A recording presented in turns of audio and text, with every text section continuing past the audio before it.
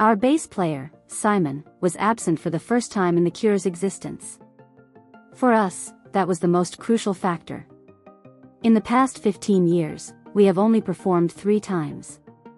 In the history of rock music, Robert Smith is a singular figure.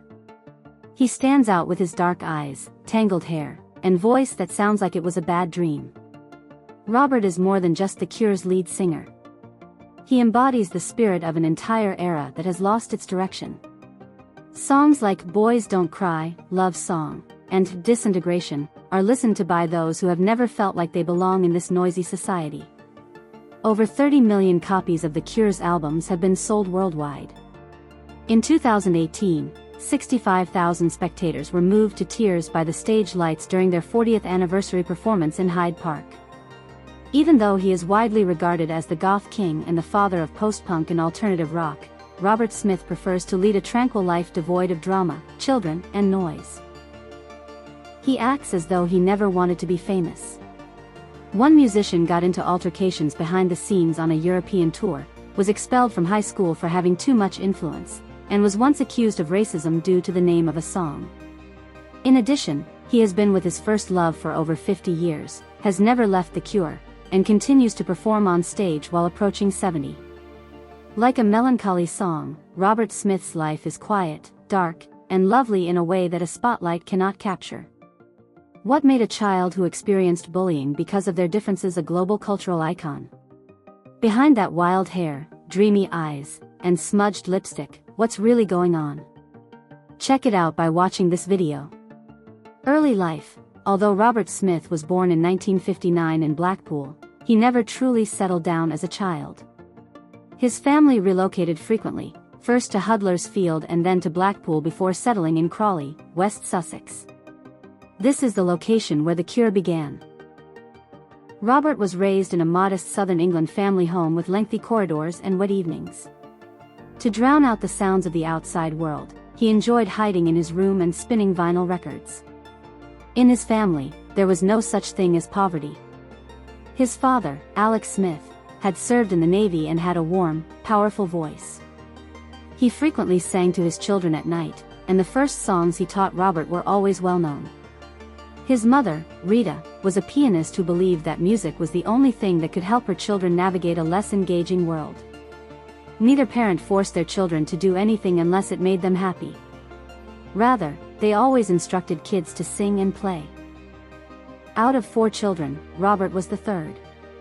The family's star was his sister Janet, who was dubbed the piano prodigy due to the fact that she studied music with their mother from an early age. Actually, Janet accidentally pushed Robert in a different direction. In order to have his own voice and avoid being overheard, he learned to play the guitar. It screams without saying anything. My sister was too good, so I had to find another way. I chose the guitar, it says. In school, Robert frequently rebelled against the rules. He was attacked after class because it was considered bad behavior to wear a black silk skirt to school in the 1970s. His companions ridiculed him and believed he should be disciplined, while his teachers claimed he was simply being disobedient. Those incidents didn't transform Robert. Instead, they made him more reticent, cautious, and committed to music as his only refuge. When Robert was a student at St. Wilfrid's Comprehensive in 1976, he performed at the school's Christmas event with his band Malice, which was the precursor to The Cure. He was suspended because the administration said he was a negative influence on other children, despite the fact that the concert performed better than anyone had anticipated. He was expelled from the location where he was supposed to learn how to be authentic. But Robert persisted. His earliest tracks were written by him. His words, "I play by ear, not by sight." Although he didn't have a terrible upbringing in the traditional sense, he was the ideal outsider because of how people perceived him as a strange youngster and how his family silently supported him. He had the strength to transform his darkness into music that resonated with listeners worldwide. Early years, following his 1976 suspension for playing with the band Malice, Robert Smith never returned to school. Music was the only open road, therefore he chose it. Along with his boyhood pals Pearl Thompson, Michael Dempsey, and Elle Tolhurst, Robert founded Easy Cure. They are a rock group that combines post-punk and French philosophical themes with experimental textures and frigid tones. It's a straightforward name with a lot of meaning. Music may help those who are feeling lost, lonely, or hurt. Later, the name was abbreviated to The Cure. Robert, when just 19 years old, was already the band's lead singer, creative director, and stylist when The Cure signed with Fiction Records in 1978. The Cure created a stir as soon as their debut single, Killing an Arab, was released.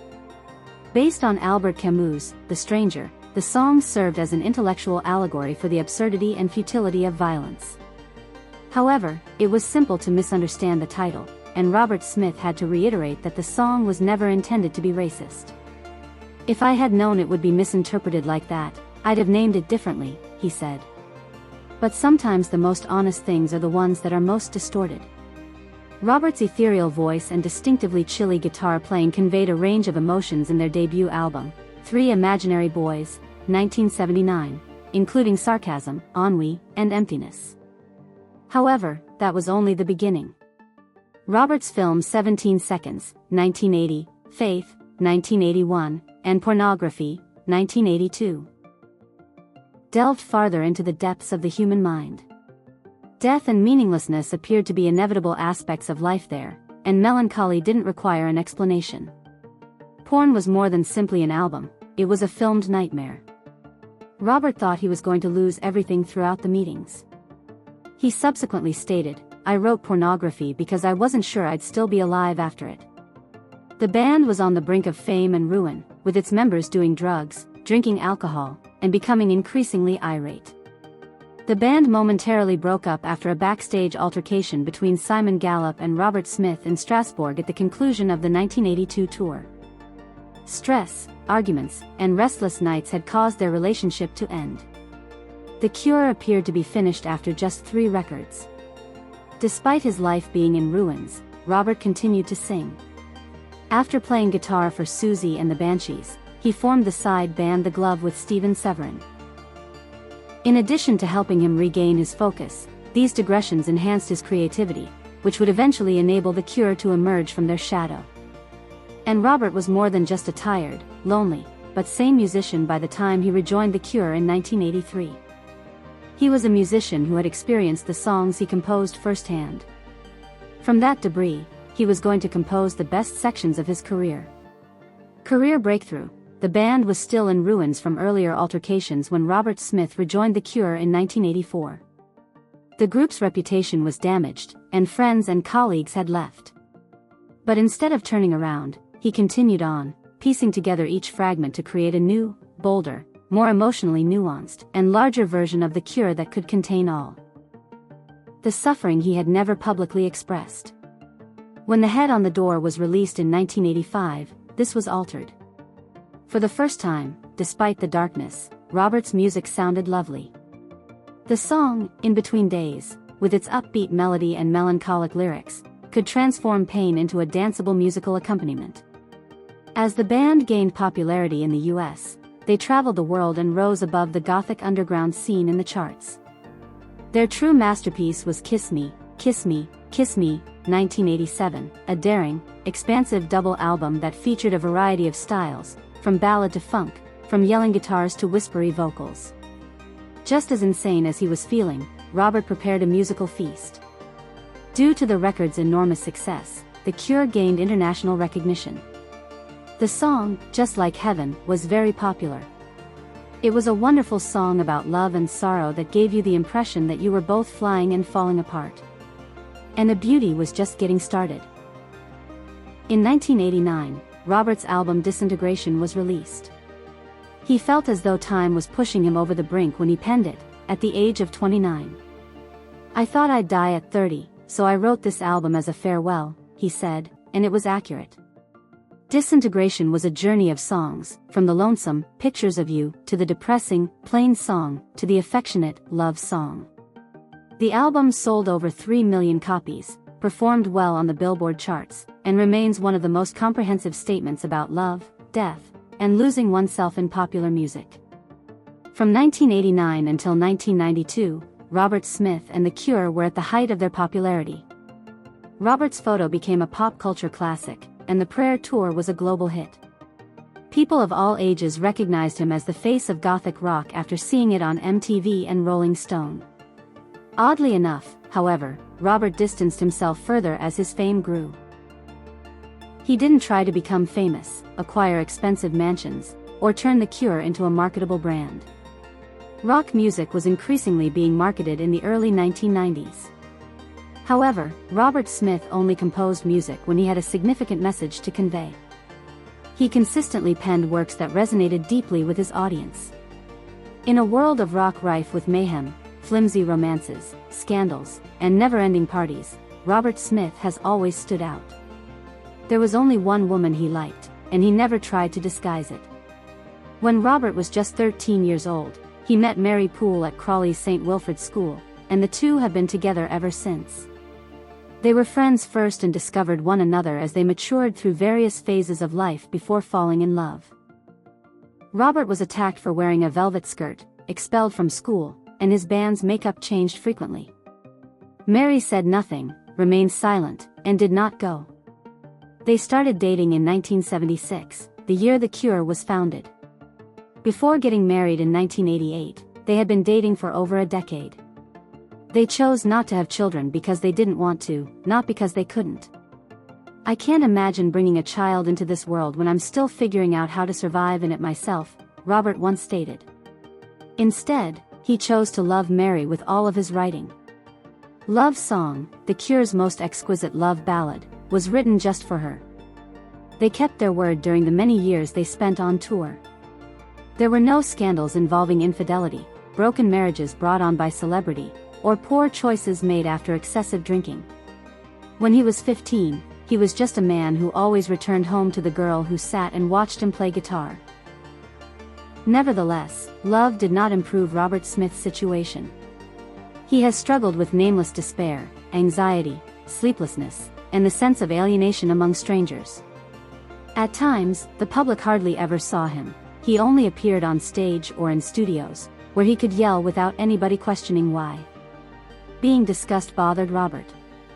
Only because of the music did he stand there. Behind the scenes, he enjoyed a cup of tea late at night, a quiet chamber, half-finished writings, and Mary. The only individual who stayed on course during The Cure's voyage was Mary. Despite having his share of bad moods, Robert Smith was never overcome by them since he always had someone or somewhere to turn to. Legacy and influence. One of the few bands to remain active for nearly 50 years without experiencing any sex, drug, or arrest issues is The Cure. However, that does not imply that Robert Smith's journey was simple.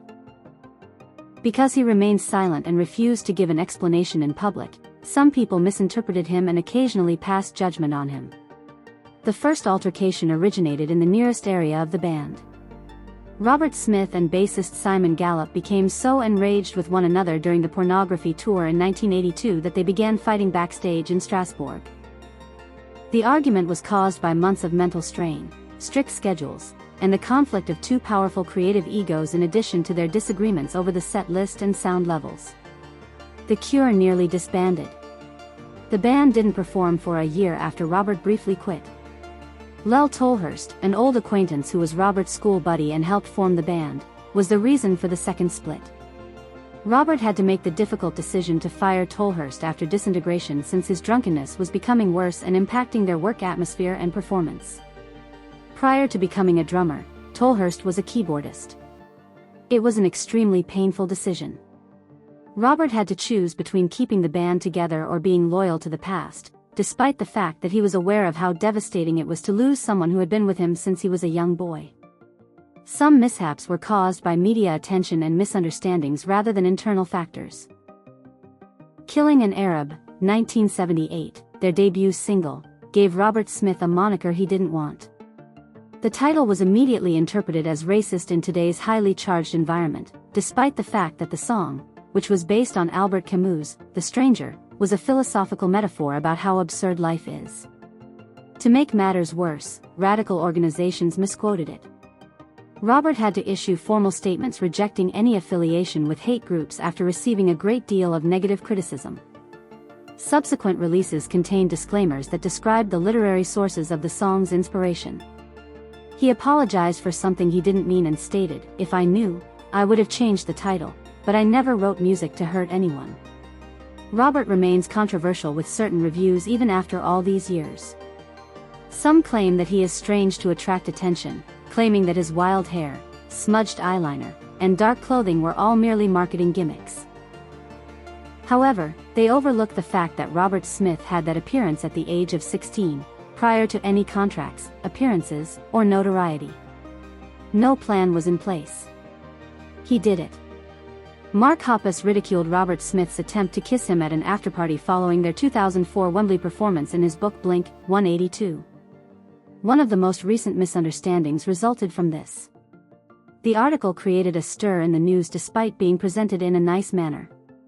Robert remains silent. Perhaps he is too accustomed to hearing about him from people he doesn't actually know. For almost 40 years, Robert Smith has been involved in conflicts. He is an artist who refuses to compromise in order to appease the masses, not because he wishes to be. Instead of changing who he is, he would rather argue with his best friend, lose a record deal, or be missed. Because he is so tenacious, he may still be here, playing his guitar and melodies that keep people up at night beneath the stage lights. Legacy and influence. Despite not having invented Gothic rock, Robert Smith prevented it from being forgotten. Robert's use of smudged lipstick, a faraway look, and melancholy tunes altered the tone of music. It wasn't necessary for the music to be loud or ominous to be icy. Teens saw The Cure as the only friend who truly understood them, scrawled the words to Disintegration in their notebooks, and wore black. He never claimed to be a member of any movement. The influence of Robert Smith extends far beyond Gothic rock. He served as a role model for artists who didn't strive to appear cool by causing trouble or being rebellious, and who weren't scared to be open about their emotions. Placebo, Interpol, Trent Reznor, 9 Inch Nails, William Corgan, Smashing Pumpkins, and even Billie Eilish have all expressed how much their music and energy have impacted them. Robert also altered the way musicians write songs by considering them as a means of self-healing rather than as a food item. He utilized the phrase, "Music isn't something to sell, music is what keeps me from disappearing." In 2019, The Cure was inducted into the Rock and Roll Hall of Fame. Not as much as you do. Robert's direct response to a reporter's question on whether he was enthusiastic during the ceremony went viral because it revealed his true self: no performance, no acting, and no fakery. Because of his appearance, Robert Smith rose to fame in popular culture. His image appeared on magazine covers, tattoos, posters, and t-shirts during the 1980s and 1990s.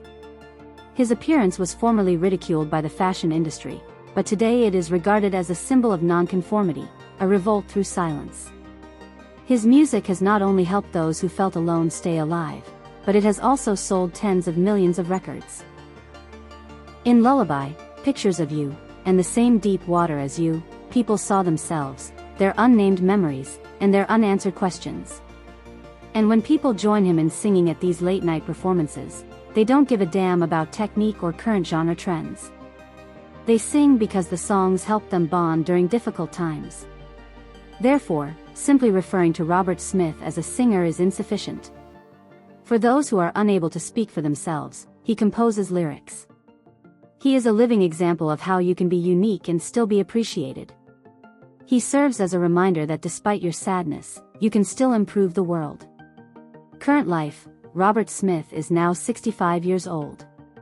His hair is thin, graying, and used to be all jumbled up, but he keeps it that way as a silent reminder that he has never given up on his true self. However, his eyes now appear different. His clothing are too big on him, but he still sports black eyeliner and scuffed sneakers. He no longer acts as rebelliously or angrily as he formerly did. Rather, he is silently watching, as though he has seen, heard, and comprehended enough. Songs of a Lost World. The Cure's first album in over 16 years, marked their return in 2024. It was a fresh musical journey that was yet rife with loneliness, longing, and unsolved issues. Fans adored the record like a gift, not because it went viral but because it was genuine, and reviewers awarded it great honors. Robert's music still sounds like a handwritten journal, smudged ink that has never been polished for public viewing, in an era when the majority of celebrity is determined by algorithms and neatly selected images.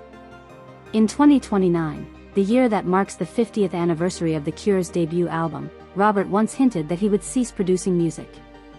But if the time comes, it won't be a big farewell. There was no noteworthy news release or grand farewell tour. As the lights go out, it might just be a little stage with some vintage music playing in the background. Outside of music, he is essentially unknown. There are no TV series, podcasts, or social media accounts dedicated to him. He and his wife, Mary, who is the only person he has ever publicly loved, reside in an old mansion in Sussex. They have cats and maintain their garden. Robert continues to write occasionally, but not to escape but rather to preserve the aspects of himself that he has never let go of. For many people, Robert Smith is a hero. It's possible that he made no effort to be anything to himself. He's just a man, quiet, loyal, honest, and lonely, who decided to express his grief via music rather than words. That saved him a great deal of money. Not all musicians create music that endures. Robert Smith achieved this by being truthful rather than by planning. When someone plays Love Song, Disintegration, or A Forest, Robert remains present, in the noises, in the shadows, in the individuals who once felt as though they had no place. In a world that never ceased shouting, Robert Smith remained loyal to himself for almost half a century. Even if his songs created history, he will always be regarded as a legend. A man of depth, tenderness, courage, and stillness who made solitude an art form and provided a safe haven for millions of lost souls. He was excellent without creating much noise. In addition to his musical legacy, Robert Smith leaves behind kindness, devotion, and evidence that you can be who you are and still be loved.